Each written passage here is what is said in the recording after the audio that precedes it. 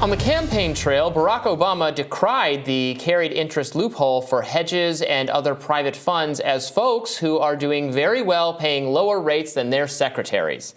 Now, though, however, the former president is using a nearly identical strategy to minimize his potential capital gains taxes to as low as 20%, almost half of what many ordinary working Americans pay.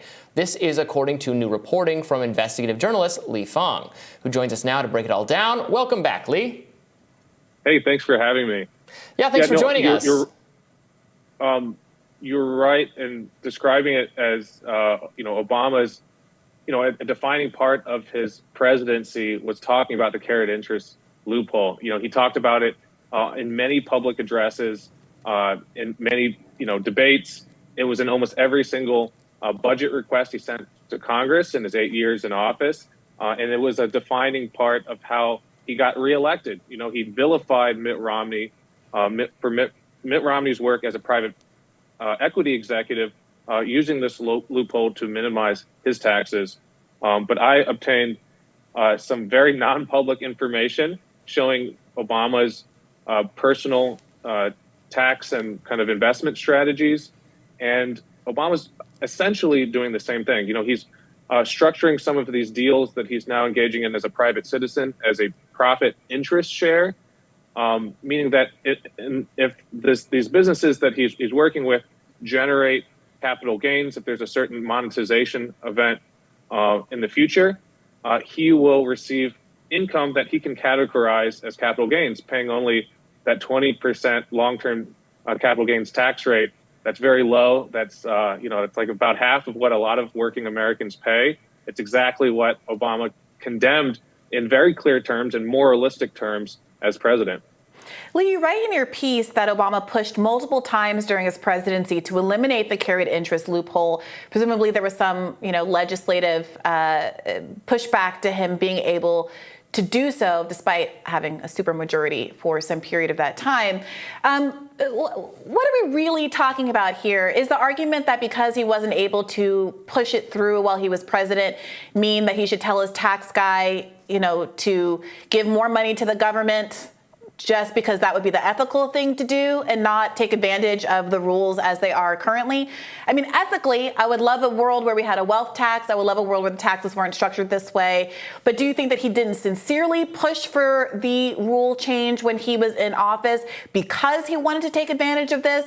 Or is this just the consequence of saying, hey, do my taxes to your accountant, who, of course, is in their professional capacity going to have you keep as much money as you can under the current system? Well, that's a very good question. I think this story raises a few points along these regards. First, it's just Obama ran as a transformational character, someone who ran on hope and change, as a political outsider who would break up the kind of back-scratching culture of Washington, end the revolving door, hold business leaders accountable, really just take on the Wall Street and D.C. establishment. In many ways, this story just simply shows that, what he's engaging in here is legal. Nothing illegal that's, alleged in my reporting. It just simply shows that he's much more of a traditional politician. There are hundreds of politicians that come to Washington promising one thing and then doing another after they leave office. This simply shows that he's kind of just a traditional politician. He's not actually that much of an outsider.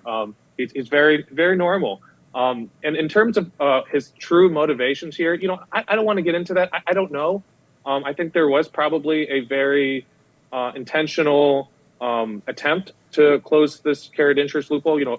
The House of Representatives under his first term closed that loophole, and then it died in the Senate. There's been some talk of actual legal authority that the Treasury Department had to close this loophole without Congress. They could have taken executive action to, treat business income from hedge funds and private equity as ordinary income and, make them play by the same rules that banks and lawyers have to play by when they use a very similar kind of fee arrangement. Why are these hedge funds managers who are worth billions of dollars receiving hundreds of millions of dollars of income receiving this preferential tax treatment? There could have been executive action. The Treasury Department never moved on that. And I should note, both of Obama's Treasury secretaries, Tim Geithner and then Jack Lew, what did they do immediately after leaving the presidency? They both went to work for private equity funds that benefit from this loophole. So, this larger revolving door issue, I think, it just affects almost every administration. It's how everyone in D.C. gets rich. They either engage in a certain public policy position or refuse to engage and then go to a private sector actor that benefits from their action or inaction while in office, and they become very, very wealthy. Now, again, Obama is free to do anything he wants in his personal life, of course, but this is, I think, fairly hypocritical. As someone who really defined their presidency on this tax justice issue, he doesn't talk about it anymore. He doesn't talk about issues of tax justice now that he's still giving speeches. He's still a political figure, and secretly, quietly in his own business deals, he's engaging in the same types of activities he really strongly condemned as president. You describe him as still politically active. He's definitely, he's not quite in the game, right? He's more muted. He still gives speeches and travels and things, like he's making documentaries, that kind of thing. He's definitely not like a daily part of the news cycle, weighing in on Trump and Biden and all that, which I guess that characterized George Bush's post-presidency and maybe Bill Clinton's post-presidency as well. Does it show you? So you describe him as this being some evidence that he's a normal political figure. He certainly doesn't have, I think, a zeal to pursue progressive causes still the way that it seemed like he might when he was running. Am I missing that? Well, look, he's not as active as he was, years ago. I don't know exactly how active he is. I know the public information that, he gave a big speech in the Bay Area at Stanford last year about, the alleged ills of disinformation on social media. He's spoken at some gun control events in the last year. He had his big inaugural Democracy Forum summit last fall where, he had some journalists and policymakers speak, in association with the Obama Foundation. And the kind of focus there was, again, on,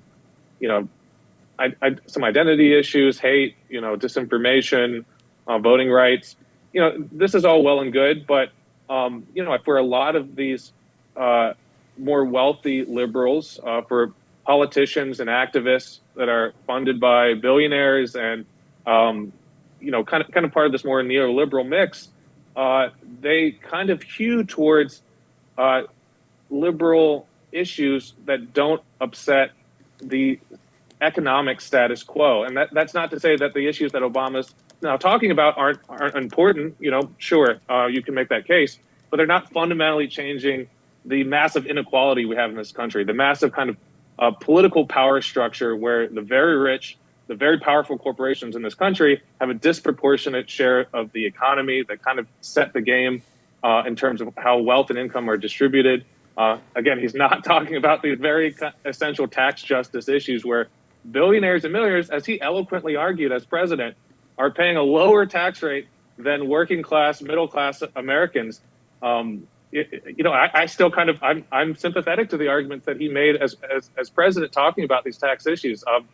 I think they're very persuasive. It's just interesting that seems to have abandoned them, taken on these other liberal issues that don't have an economic component, and in his private life is now benefiting from the same tax strategies, or essentially the same. They're very similar. That he condemned. Yeah, it's fascinating. This is a trend that we've seen with a lot of faux populists across the aisle. I'm reminded of Donald Trump saying in 2016, "I'm smart not to pay his taxes," and saying, he said, "I know our complex tax laws better than anyone who's ever run for president, and I am the one to fix them." But our former colleague John Schwartz wrote this piece back at The Intercept back then, pointing out that it takes someone who's actually repentant to want to fix a system that they're benefiting from. And it seems that neither Donald Trump nor Barack Obama are actually invested in doing anything other than, in Trump's case, doing a $1.7 trillion tax cut that overwhelmingly went to the wealthy, while just using the idea of knowing that there's a fraudulent system to sell themselves to a public who really does want more systemic economic changes that benefit working class people. No, I think that's right, Bree. I was very kind of focused on the 2008 election. That was my first big election where I, started working as a professional in politics and media.